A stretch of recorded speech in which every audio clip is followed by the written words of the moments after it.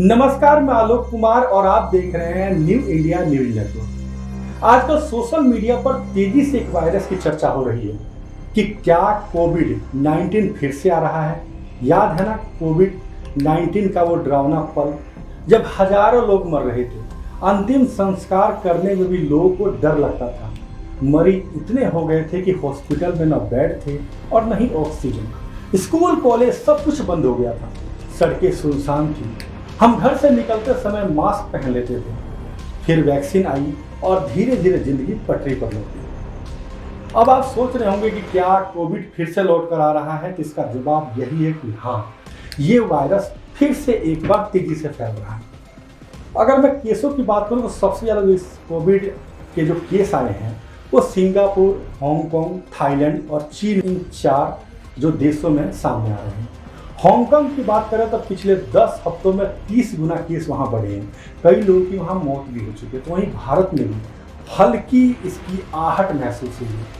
हल्की आहट, ऐसा नहीं है कि महामारी फैल गई है, हल्की आहट महसूस हुई है। अगर भारत में आंकड़ों पर नजर डालें तो कुल 250 के आसपास कोविड के एक्टिव केस बताए जा रहे हैं, लेकिन किसी भी मरीज को हॉस्पिटल में भर्ती होने की जरूरत अभी तक नहीं पड़ी।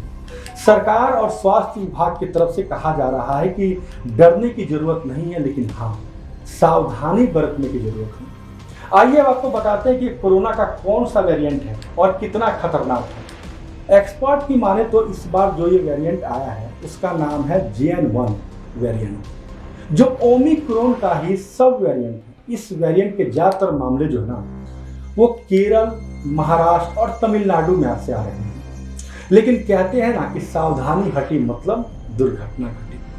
अगर आप लोग सावधानी नहीं बरतेंगे तो ये वायरस दिल्ली, चंडीगढ़, लखनऊ, अमृतसर जैसे महानगरों में एक्टिव हो जाएगा, जहां ज्यादा भीड़ होती है। आइए अब जानते हैं कि ये जो वेरिएंट है ये कितना खतरनाक है और इससे बचने के लिए हमें क्या करना चाहिए। एक्सपर्ट की माने तो इसका अंदाजा अभी तक नहीं है कि ये वेरिएंट कितना खतरनाक है, लेकिन हाँ, ये वायरस भी कमजोर इम्यूनिटी वाले लोगों को आसानी से अपना शिकार बना लेता है।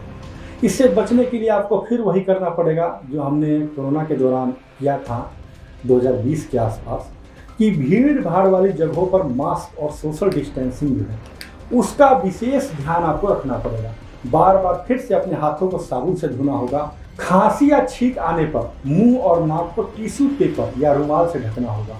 यानी वो सभी सावधानियां आपको बरतनी होगी जो पिछली बार कोरोना के दौरान हम लोगों ने बरती थी। अब सवाल दोस्तों ये उठता है कि क्या वैक्सीन लेने वाले पर भी इसका असर होगा। इसकी जानकारी लेने के लिए हमने कई डॉक्टरों से संपर्क किया, लेकिन किसी ने भी संतोषजनक जवाब नहीं दिया।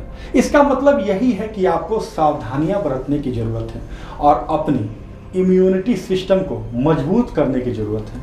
आज के लिए इतना ही। आगे फिर होगी एक नई खबर के साथ आपसे मुलाकात। तब तक के लिए नमस्कार। और हाँ, जाने से पहले आपसे अपील है कि इस खबर को ज़्यादा से ज़्यादा शेयर कीजिएगा ताकि सही समय तक लोगों तक सही जानकारी पहुंच सके। धन्यवाद।